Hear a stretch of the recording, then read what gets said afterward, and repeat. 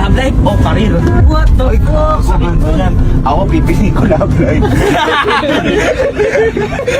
Sa inyo na lahat to. Grabe. Ako na magmasaya.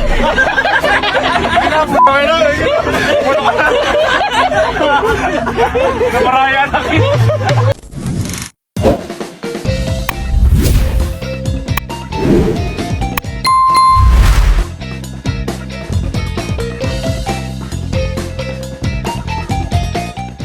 Sa recent vlog nila, nagtanong si Chief Allen kay Sergey Bin ng isang simpleng tanong, career or love life.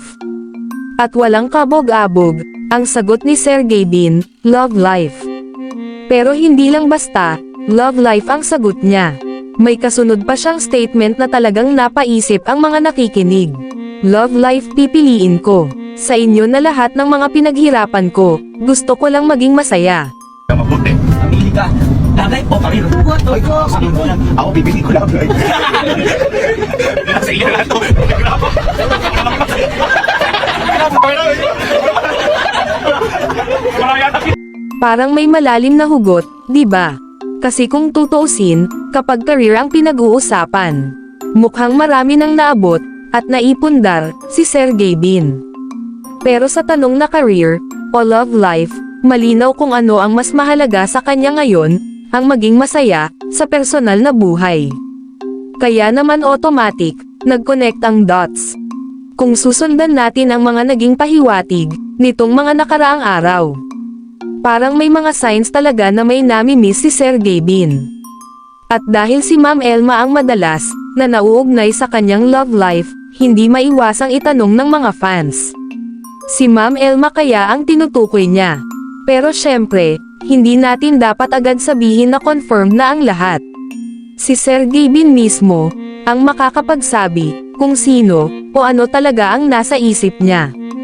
Pero ang nakakakilig dito, parang unti-unti nang lumalabas ang mga pahiwatig. From mga parinig, reactions, hanggang sa pagpili niya ng love life, kapag career versus love, ang pinagpipilian. At kung sakaling si Ma'am Elma nga ang taong gusto niyang makasama ulit. Second chance na ba talaga? Baka naman, kaya sinabi niyang gusto lang niyang maging masaya, dahil may isang taong gusto niyang makasama ulit. Baka naman, hindi pa tapos ang kanilang kwento. At baka naman, palapit na tayo ng palapit sa katotohanan. Pero tandaan natin, lahat ng ito ay base lamang sa mga sinabi at ipinakitang clues sa kanilang mga blog.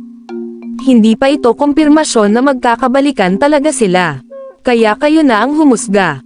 Sa tingin ninyo, si Ma'am Elma ba ang tinutukoy ni Sergey Bin nang piliin niya ang love life? At kung magkakabalikan sila, second chance na ba ito?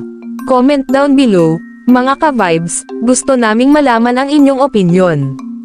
At kung gusto ninyo ng mas maraming updates tungkol kina Sergey Bin at Ma'am Elma, like, subscribe, at i-click ang notification bell.